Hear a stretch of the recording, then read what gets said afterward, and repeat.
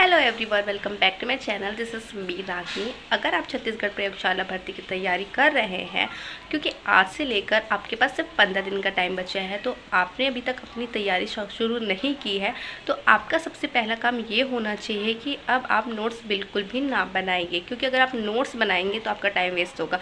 तो उससे अच्छा है कि आप PYQ, MCQ ये सब देखिए, क्योंकि अगर आप MCQ देखेंगे तो उसमें कॉन्सेप्ट प्लस MCQ रहता है, जिससे आपको थोड़े में ही आपको ज़्यादा अच्छे से समझ में आने लगेगा। और मेरी लास्ट वीडियो में सबने पूछा था मुझे कि आप मॉक कहाँ से दे रहे हैं। तो हाँ, मैं मॉक की बात करूँ, क्योंकि मेरी भी तैयारी अभी उतनी अच्छी से नहीं हुई है, बस 15 दिन बचा है, इसमें अच्छे से पढ़ना है। भले जितना हो सके आपको आपका सिलेबस कंप्लीट करने की कोशिश करनी चाहिए कि आपको सिलेबस में क्या क्या दिया गया है, आप एक बार उसको रिवाइज़ कीजिए, एक बार पढ़िए, फिर आपको ऑटोमेटिक समझ में आ जाएगा कि किस चैप्टर में क्या बोला गया है, क्या पढ़ना है करके। तो ये आपके लिए बेनिफिट होगा, क्योंकि अगर आपको उस टॉपिक का ही आपको कुछ पता ही नहीं होगा तो आप आंसर पे टिक नहीं लगा पाएंगे। तो आप एक बार पढ़ लीजिए उस टॉपिक के बारे में, भले वो याद रहे चाहे ना रहे, लेकिन एक बार पढ़ने से क्या होता है ना, वो मेमोराइज हो जाता है।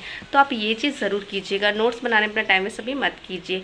तो बात करूँ मैं मॉक कहाँ से लगा रही, तो मैं मॉक जो है वो A1 स्टडी से, जो सर है शिवनी नारायण वाले, उनसे मैंने मॉक टेस्ट लिया हुआ है। तो अगर आपको भी लेना है तो आप भी ले सकते हैं, बहुत ही कम मिनिमम प्राइस में है वो, तो वो आपके ऊपर डिपेंड करता है। और रही बात आपके नोट्स के लिए, तो आपको सीधा MCQ ही करना है। बार बार आपको वीडियो चेंज कर करके नहीं देखना है। आप जिससे भी पढ़ रहे हैं सिर्फ एक ही का वीडियो देखिए, क्योंकि क्या होता है ना कि अगर आप लिखते हैं, सर्च इंजन पे टाइप करते हैं, तो बार बार वो उससे रिलेटेड आते जाते हैं। तो इससे क्या होता है, फ्रस्ट्रेशन और बढ़ने लगता है कि मैं ये भी पढ़ लूँ, ये भी पढ़ लूँ, ये भी पढ़ लूँ। तो इससे क्या होता है, आपका एक ही टॉपिक क्लियर ही नहीं हो पाता, जिसके कारण से आपका वो भी नहीं हो पाता है और जो पढ़ने बैठे थे वो भी नहीं हो पाता है। इसलिए आपका माइंड एकदम अच्छे से रखिए और सिर्फ एक ही टॉपिक में जो आप पढ़ने बैठे हैं उसे ही पढ़िए, उसके बाद ही दूसरे टॉपिक की ओर जाना।